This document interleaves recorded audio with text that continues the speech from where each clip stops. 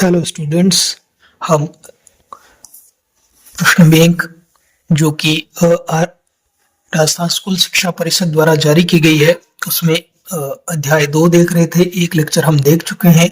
अगर वो लेक्चर आपने नहीं देखा है तो डिस्क्रिप्शन बॉक्स की प्लेलिस्ट में जाके आप उसको देख सकते हैं। आज हम पढ़ेंगे रिक्त स्थानों की पूर्ति वाले प्रश्न। पहला प्रश्न संख्या 23 है कि किसी भी आकृति के दो चालक जिन पर बराबर व विपरीत आवेश हों एवं एक दूसरे के समीप स्थित हों मिलकर निर्माण करते हैं। ये किसका निर्माण करते हैं? यह संधारित्र का निर्माण करते हैं। तो हमारे पास करेक्ट आंसर हो गया संधारित्र। नेक्स्ट क्वेश्चन, चालक के आवेश ग्रहण करने की क्षमता को उसकी कहते हैं। जो चालक है उसके आवेश को ग्रहण करने की क्षमता या संग्रह करने की क्षमता को उसकी धारिता कहते हैं। नेक्स्ट क्वेश्चन नंबर 25 देखते हैं कि संधारित्र पर आवेश कुल आवेश सदैव होता है। तो जो संधारित्र जो होता है उनकी प्लेटों पर जो कुल आवेश होता है वह होता है बराबर परंतु विपरीत प्रकृति का। तो बराबर परंतु विपरीत प्रकृति का होता है एक तो होता है। और अगर दूसरा इसका जवाब सही से देना चाहे तो यहाँ क्या हो सकता है? यहाँ शून्य भी हम लिख सकते हैं।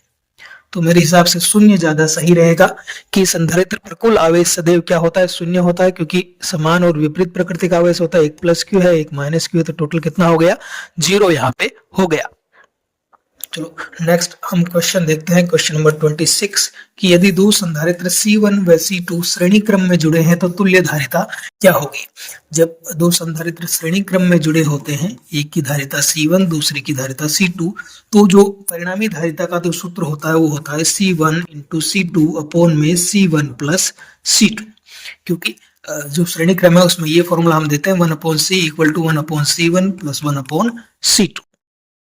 तो इसी को जब हल करते हैं अपने पास तो ये परिणामी धारिता का सूत्र मिलता है।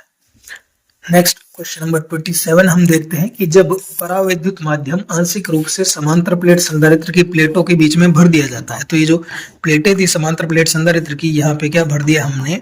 परावैद्युत पदार्थ भर दिया जाता है। तो इसकी धारिता तो बिल्कुल धारिता तो बढ़ जाती है, परंतु विभवांतर क्या हो जाता है? विभवांतर घट जाता है, क्योंकि Q तो स्थिर रहता है, बट अगर C बढ़ेगा तो V को क्या होना पड़ेगा? घटना पड़ेगा। तो विभवांतर घट जाता है। अगला क्वेश्चन देखें, संधारित्रों के समांतर क्रम संयोजन में तुल्य धारिता सदैव समायोजन में जुड़े सबसे अधिक मान के संधारित्र से भी क्या होती है? तो जब समांतर क्रम संयोजन जो होता है उसमें तुल्य धारिता जो है उसका फॉर्मूला क्या होता है? C equal to C1 plus C2 plus C3 इस प्रकार से जुड़ जाती है। तो तुल्य धारिता जो होगी सबसे अधिक मान के संधारित्र से भी क्या होगी? ज्यादा होगी। तो करेक्ट ऑप्शन आंसर यहाँ पे हो जाएगा कि ज्यादा होगी। नेक्स्ट क्वेश्चन नंबर 29 देखें कि किसी बाह्य विभव VR में आवेश Q की स्थितिज ऊर्जा, बिल्कुल इसकी Q की स्थितिज ऊर्जा कितनी होगी? Q इंटू VR होगी।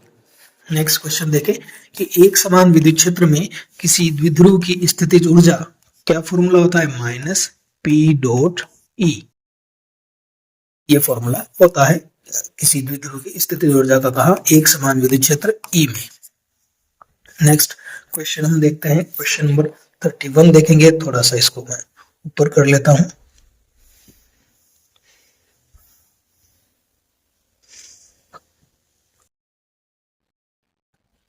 इसको जरा मैं साफ कर लेता हूं।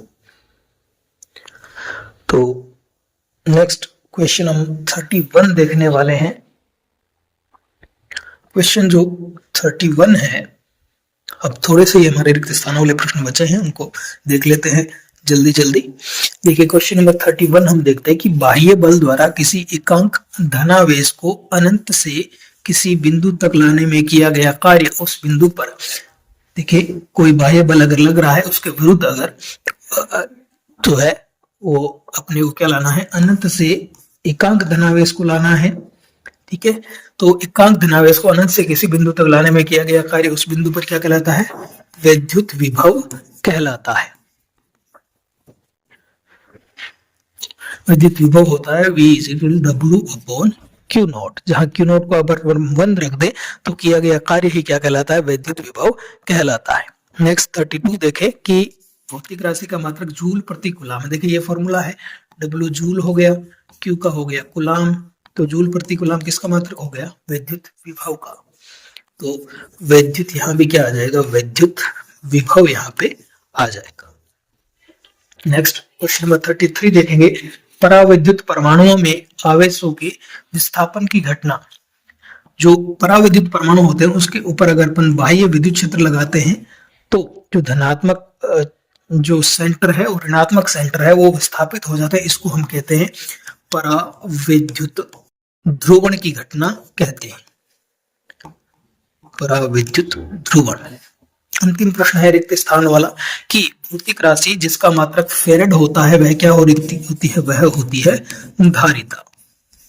तो धारिता का मात्रक होता है फेरेड। नेक्स्ट हम अति लघुत्तरात्मक प्रश्न यहाँ पे देखने वाले हैं। तो ये हमने कल के वीडियो में हमने एबेसेदे वाले प्रश्न देखे थे, एमसीक्यूज देखे थे। आज हमने रिक्त स्थान वाले प्रश्न देख लिए हैं। अब हम देखने वाले हैं अति लघुत्तरात्मक प्रश्न। देखिए पहला जो प्रश्न है अति लघुत्तरात्मक 35 की किसी समविभव पृष्ठ के किन्हीं दो बिंदुओं पर विभवांतर का मान बताइए। देखिए समविभव पृष्ठ क्या होता है? जिसके हर एक बिंदु पर विभव समान हो। तो सब विभव ही समान है तो विभवांतर कितना होगा? 0 होगा।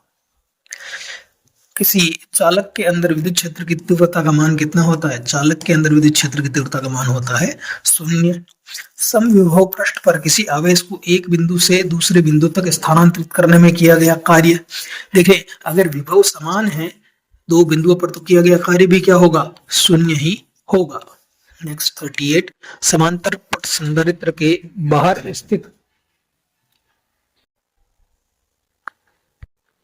तो समांतर पट संधारित्र के बाहर स्थित बिंदु पर विद्युत क्षेत्र की तीव्रता का मान हमें बताना है। देखिए समांतर प्लेट जो संधारित्र होता है उसके बीच में होता है विद्युत क्षेत्र की तीव्रता सिग्मा अपॉन एप्सिलॉन नॉट और बाहर होता है विद्युत क्षेत्र क्या? 0। क्योंकि बाहर जो विद्युत क्षेत्र होगा वो दोनों प्लेटों के कारण विपरीत दिशा में होगा। तो इसका आंसर भी क्या आ जाएगा? 0 यहाँ पे आ जाएगा। नेक्स्ट क्वेश्चन 39 देखते हैं, समविभव पृष्ठ के दो गुणधर्म लिखिए। तो दो गुणधर्म यहाँ पे है ही कि समविभव पृष्ठ के किन्हीं दो बिंदुओं पर विभवांतर होता है 0 और समविभव पृष्ठ पर किसी आवेश को एक बिंदु से दूसरे बिंदु तक स्थानांतरित करने में किया गया कार्य भी क्या? 0। संधारित्र की धारिता का मात्रक क्या हो गया? फेरेड हो गया। और दो समांतरों को संधारित्रों को किस क्रम में जोड़ने पर तुल्य धारिता दुगनी हो जाएगी? तो यह हो जाएगा समांतर क्रम में, क्योंकि समांतर क्रम में होता है C = C1 + C2। तो यहाँ पे क्या हो जाएगी? दुगनी हमारे हो जाएगी। तो ये हमने अति लघुत्तरात्मक प्रश्न देख लिए हैं। आगे के वीडियो में हम अन्य प्रश्नों की बात करेंगे।